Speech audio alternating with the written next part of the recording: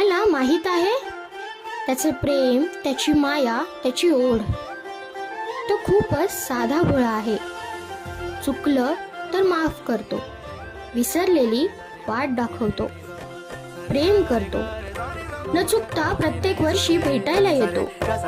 आणि हो, तो आलाय. आज सांगू किती झाला मना आनंदी आनंद हो. आज वाजत गाजत आमच्या घरात आले हो गणपती आले, सण साजरा